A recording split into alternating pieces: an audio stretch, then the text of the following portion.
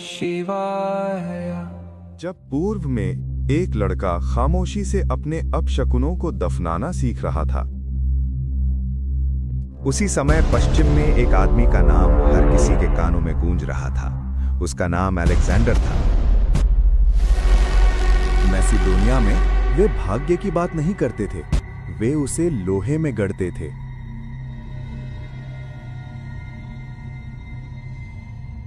30 वर्ष की आयु तक सिकंदर ने सूर्य के स्पर्श वाले हर क्षेत्र को जीत लिया था। लेकिन जिस व्यक्ति के पास अब कोई नक्शा नहीं बचा था, उसके लिए भी एक अज्ञात दुनिया थी जिसे जीतना अभी बाकी था। वे इसे स्वर्ण पक्षी के नाम से जानते थे, एक ऐसी भूमि जहां नदियां सोने की धूल से बहती थीं और शहर हजारों देशों के लिए ईर्ष्या का विषय थे। लेकिन धन दौलत के इस किले का द्वार टूटा हुआ था। उत्तर पश्चिम एक ऐसा घर था जो आपस में ही विभाजित था। राजा ने राजा से युद्ध किया, भाई ने भाई को धोखा दिया। पंजाब गणराज्य बेहद स्वतंत्र थे, लेकिन वे अकेले खड़े थे। वे शेर थे, हाँ, लेकिन ऐसे शेर जो एक दूसरे का गला नोचने में इतने व्यस्त थे कि उन्हें शिकारी अपनी ओर आता हुआ दिखाई ही नहीं दिया। सिकंदर ने फारसी बाज को तो जीत लिया था, लेकिन उसकी भूख सिंहासनों के लिए नहीं थी। वो दुनिया के छोर तक विजय प्राप्त करना चाहता था। यूनानियों ने इसे पोथोस कहा, अज्ञात के लिए एक लालसा। सिकंदर का मानना था कि हिंदू कुश की बर्फ से ढकी चोटियों के पार अनंत सागल स्थित है। उसे नहीं पता था कि वो शेरों के पिंजरे में कदम रख रहा है। पूर्व दिशा में नंदा साम्राज्य स्थित था, एक स्वर्ण पक्षी, एक ऐसा देश जिसमें दुनिया की 1/3 संपत्ति समाहित थी। नंदा साम्राज्य 6 लाख सैनिकों और युद्ध के जानवरों द्वारा संरक्षित था। लेकिन ये साम्राज्य अंदर से टूट गया था, शीशे के टुकड़ों की तरह।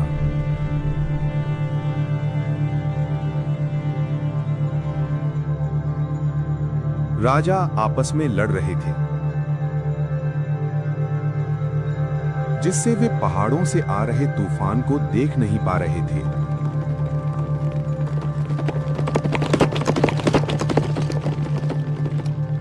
दूर से मगध का सोना चमक रहा था, लेकिन पहाड़ों में हवा ठंडी होती जा रही थी। सिकंदर को यह एहसास हो गया था कि जब तक स्वात के शेर पहाड़ियों से देख रहे हैं, तब तक वो गोल्डन बर्ड पर चढ़ाई नहीं कर सकता। उत्तर पश्चिम को अजेय छोड़ना अपनी पीठ पर छुरा घोंपने जैसा था। उसने अपनी निगाहें धूप से जगमगाते मैदानों से हटाकर कुनार और स्वात की ऊबड़ खाबड़ चोटियों की ओर मोड़ ली। वो यात्री बनकर नहीं, बल्कि तूफान बनकर आया था। वो अपने अभियान का विरोध करने वाले हर हौसले को तोड़ने के लिए दृढ़ संकल्पित था। पहाड़ों की खामोशी टूटने ही वाली थी। वो रास्ता खून से सना हुआ था। स्वात की घाटियों में उसने मस्सागा के भाड़े के सैनिकों का संहार किया और असंभव रॉक ऑफ एओरनॉस पर चढ़ाई की।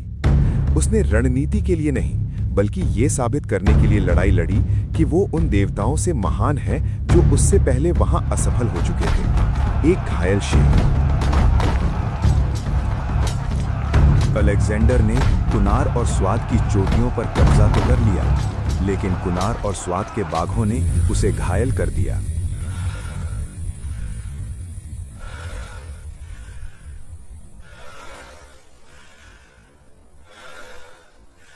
चट्टानों पर विजय प्राप्त करने के बाद सिकंदर ने अपनी दृष्टि तक्षशिला की ओर मोड़ी।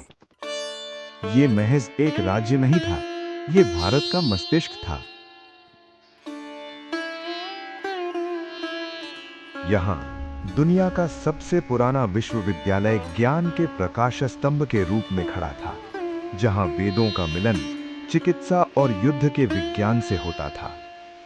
यह रेशम मार्ग के चौराहे पर स्थित था, एक समृद्ध जंक्शन जहां पश्चिम का सोना पूर्व के हाथों में जाता था।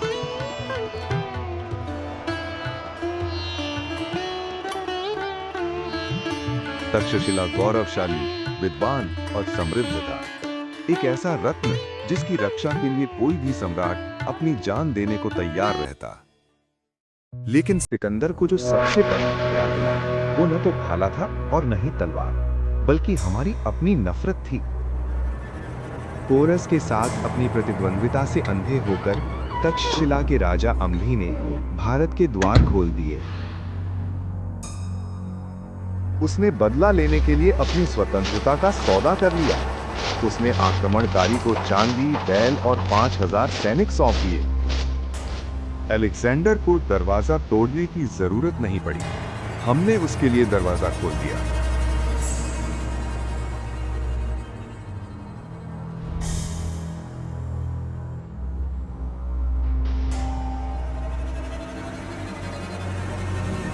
लेकिन तक्षशिला की शांति एक खोखली जीत थी। अम्भी ने अपना बदला ले लिया था, लेकिन सिकंदर को अभी युद्ध समाप्त करना था। आकाश स्वयं आक्रमणकारी के विरुद्ध हो गया। मानसून टूट पड़ा और धरती दलदल में बदल गई। उफनती झेलम नदी के उस पार एक ऐसा व्यक्ति इंतजार कर रहा था जो खुले द्वारों में विश्वास नहीं करता था। राजा पोरस, पुरुषोत्तम, सर्वोच्च पुरुष और उनके विशालकाय योद्धाओं की दीवार। सिकंदर को अपना प्रतिद्वंदी मिल गया था, एक ऐसा राजा जो झुकता नहीं और एक ऐसी नदी जिसे पार नहीं किया जा सकता। पहली बार सिकंदर के सैनिकों ने एक नए प्रकार के आतंक का अनुभव किया, भाले का नहीं बल्कि दैत्यों का।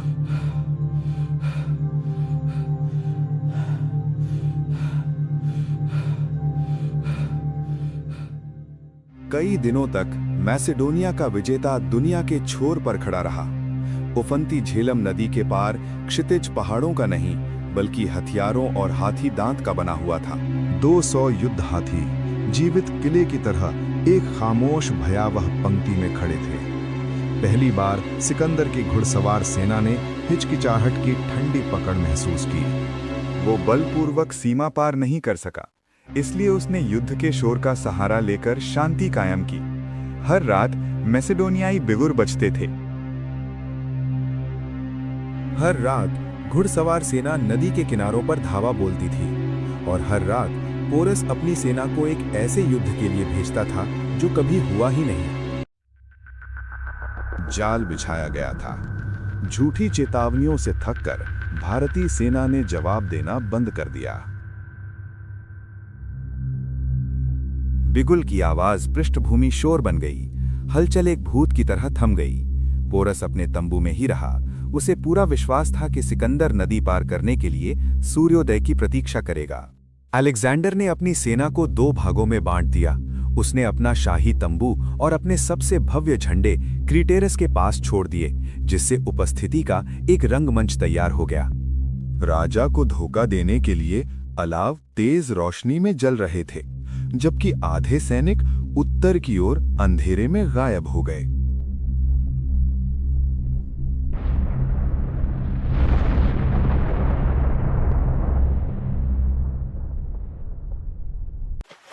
नदी के ऊपरी हिस्से में 17 मील दूर एक घने जंगल वाले द्वीप की आड़ में छिपा हुआ अलेक्जेंडर बर्फीली धारा में कूद पड़ा।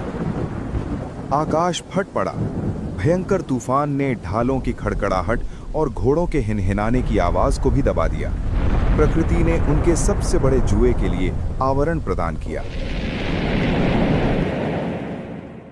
भोर की पहली धुंधली रोशनी जैसे ही पूर्वी तट की कीचड़ पर पड़ी, असंभव घटना घटित हो उठी।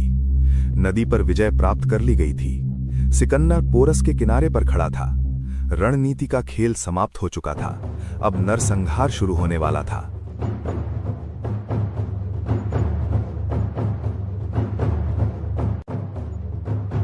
पोरस के शिविर में अचानक आए भूकंप की तरह दहशत फैल गई।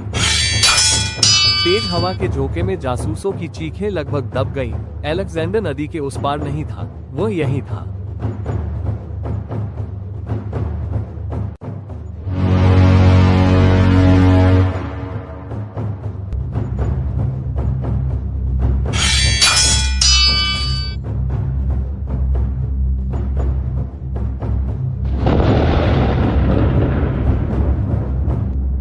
कीचड़ कीचड़ और अंधेरे के उस अराजक माहौल में मसेदोनियाई युद्ध मशीन पूर्वी सीमा पर एक गर्जनापूर्ण तुरही की आवाज ने तूफान का जवाब दिया। युद्ध के हाथियों की पहली चुनौती यूनानी सेना की पंक्तियों को चीरती हुई आगे बढ़ी।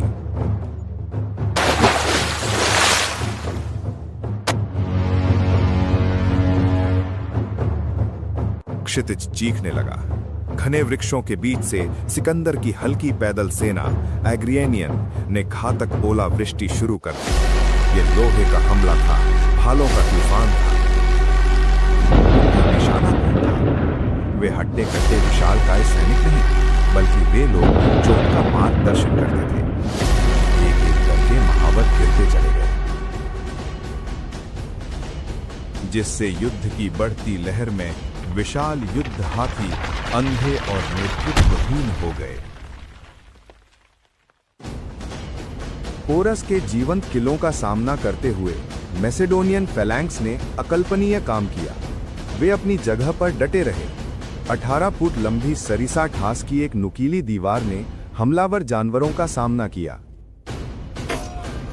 जब हाथियों ने छलांग लगाई तो उन्हें नरम मांस नहीं, बल्कि लोहे की नुकीली चीजों का जंगल मिला। विशालकाय जीव पीछे हट गए। उनके विशाल धड़ घुमावदार ब्लेडों से कट गए।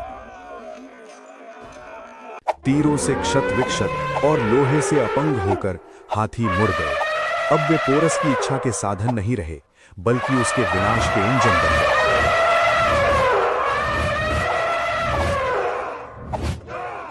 वे पीछे की ओर अपनी ही सेना की पंक्तियों में जाते और उन सैनिकों को कुचल दिया जिनकी रक्षा करने का उनका दायित्व था। कीचड़ और उन्माद में पौरवन सेना अपने ही क्रोध के बोझ तले बिखरने लगी। एक विशालकाय हाथी के ऊपर से पोरस अभी भी लड़ रहे थे। उनकी सेना उनके चारों ओर बिखर रही थी, फिर भी वो अदम्य साहस का प्रतीक बने रहे। वो तब तक लड़ते रहे जब तक आखिरी हाथी गिर नहीं गया, जब तक उनका अपना खून मानसून की मिट्टी में नहीं मिल गया। सिकंदर मैदान के दूसरी ओर से देख रहा था।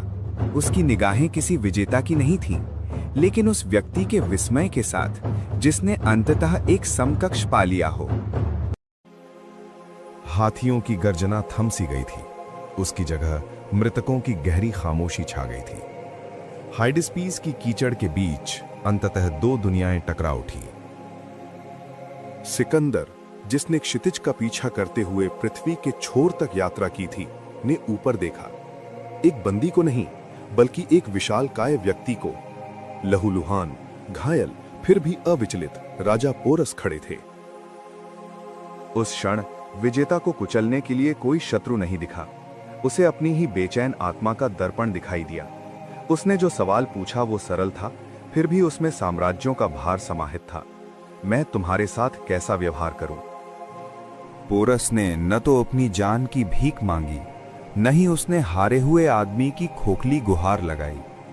उसकी आवाज नदी की तरह स्थिर, असंभव की मांग कर रही थी। उसने कहा, ठीक वैसे ही जैसे एक राजा दूसरे राजा के साथ करता है। एक ही इशारे से विजय की जंजीरें चकनाचूर हो गईं। जिस लोहे ने पोरस की जान लेने की कोशिश की थी, अब उसी के सम्मान में म्यान में लिपटा हुआ था। 10 वर्षों के युद्ध में पहली बार सिकंदर ने पाया कि ताज छीनने की तुलना में उसे बहाल करना कहीं अधिक गौरवशाली था।